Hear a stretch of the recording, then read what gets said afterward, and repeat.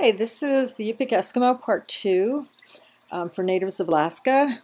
So in talking about the Yupik Eskimos, there was a lot of social Darwinism going on, meaning that once the theory of evolution was put forth about organisms evolving from more simple to complex, a lot of theorists in the 1800s also started applying it to societies based on the technology that was being used. So, of course, the Europeans were much higher on the scale. They were the highest. And then people like the Yupik Eskimos, who were still in a hunting and gathering society, they were seen as barbarians. And there was also this notion of the noble savage, meaning even though they were savages, they were admired because they were able to deal with the harsh elements of the environment. So here are, again, some of the pictures from the area at that time. So again, just think that by scholars both in England and the United States at the time, they were viewed as being at a much lower level of civilization on an evolutionary scale, with Europeans being the highest. And so this is right from your book in the introduction section, your book Eskimo Essays. So this just shows you how they became this phenomenon of having people gawk at them and be like a sideshow. So in 1909, there was what was called the Yukon exhibition in Seattle. Okay, and here you can see on this picture, it says the Eskimo Village at the 1909 Alaska-Yukon Pacific Exposition. So what it says in your introduction, and that's on page 16, that very early on, probably a couple of years before this, Admiral Peary went to the North Pole and actually brought Eskimos back with him who were displayed at the American Museum of Natural History. So, and I'll just read this right from your book. It says, at the same time that Peary's polar Eskimos were exciting public interest on the East Coast, Siberian Yupik Eskimos were housed in a papier-mâché Eskimo village at the 1909 Alaska-Yukon Pacific Exposition in Seattle, complete with nearly 100 Eskimo men, women, and children.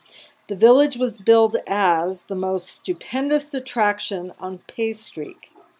Claim the promoters, these strange people existing only on the products of the icy north, half civilized in their nature, knowing no God, having no laws, no government, unable to read or write, with no history of their antecedents, give continuous performances of skill, marksmanship, canoeing, dancing, singing, and seal catching never before seen.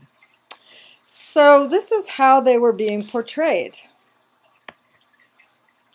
And here are just some other, this is something from a lecture in New York that was going on. Again, they were being put on display as these savages. Here's another one, the Eskimo lecture on the life of the Eskimo. So they were becoming roadside attractions, basically. And here's some, on the bottom you see a playing card showing them in a lower level of civilization. And then again, here is another advertisement for where they were being displayed. And so these next couple of slides actually come from the book Freeze Frame by Anne Riordan. And basically what it looked at was the role of the media in promoting the Eskimo stereotype. So the very first film that was done portraying Eskimos was Nanook of the North.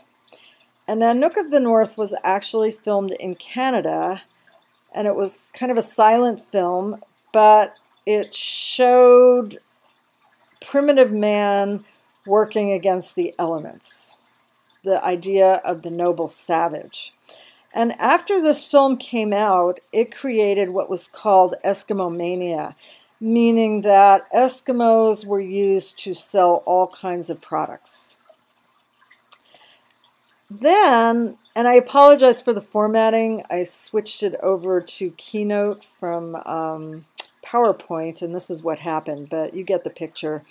In 1933, the movie Eskimo was filmed in Teller, Alaska.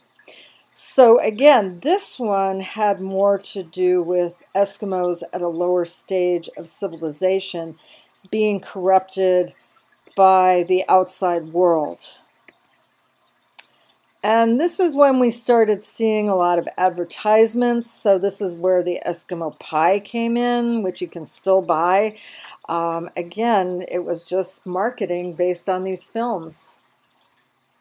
And then we started seeing more and more films. Again, this one that you're seeing is from the movie Eskimo, and here you see this primitive savage listening to a phonograph. And here you can start seeing these were fake igloos, but again, giving the idea that the area, and if you look, totem poles are actually in it, and if you know anything about the Eskimos, it was the Tlingit of Southeast, the Indians, who had totem poles. They never had totem poles in the far north. So here's where all the stereotypes start coming in. Eskimos did not really even use igloos. Igloos were just used as temporary shelters, so they didn't live in any of this, but this is what started all these stereotypes that we still have today. So here's more pictures from the movie Eskimo. An American Indian actually played the title role. So here's, here you see them sitting on the bearskin rug and, dealing with the elements outside. And as time went on, the pattern continued. So here again is another picture of them having this fake igloo and filming. And these are some films that came afterwards, again, cashing in on the whole Eskimo mania thing. So Red Snow, starring Ray Mala, who's the same one who was an Eskimo. But you see it's getting a little sexier. How about The Savage Innocence? Now this is with Anthony Quinn, who, was not Eskimo at all. He went on to become a famous actor, but and he played Zorba the Greek and all these other roles, but he was definitely not Eskimo. So here you have The Savage Innocence. How about Abbott and Costello, Lost in Alaska? So here again, you have all kinds of stereotypes coming in. You have zebra skin. Okay. What about totem poles in the far north? Not really. So I personally have never seen this film. If anybody has a way to get it, I think it'd be really interesting. I've looked all over for it, but this one would probably be very interesting in terms of all the stereotypes it perpetuated. How about this one? Warm Hearts in a Frozen Heaven. Igloo, the strangest adventure film ever. Ooh. How about the Eskimo kiss? You've all heard the Eskimo kiss. So I'll just read this to you. It says, in Yupik, it originally meant a gesture of affection, consisting of slight pressure of the nose against another's face. Grandparents usually did it to their children, but in the movies, it became known as the Eskimo kiss. So that's how that got started. And here's how it was used in advertising. Up north apples, really? Barrow growing apples. How about this kind of, some kind of drink? Clicquot Club, ginger ale. Happy Eskimo baby. How about Eskimo lined rubber boots? Boots and shoes. From Seaville, New Jersey. Now this one really cracks me up. This is from Grape Nuts, the cereal. It says, don't be an Eskimo. Dullness is a racial characteristic of the only people who do not cook their food, vis-a-vis the Eskimo. And by dullness, we mean being mentally challenged. Cooking is simply a stage in predigestion. The more predigested a food is before it's eaten, the less energy it will take from brain power during or after digestion.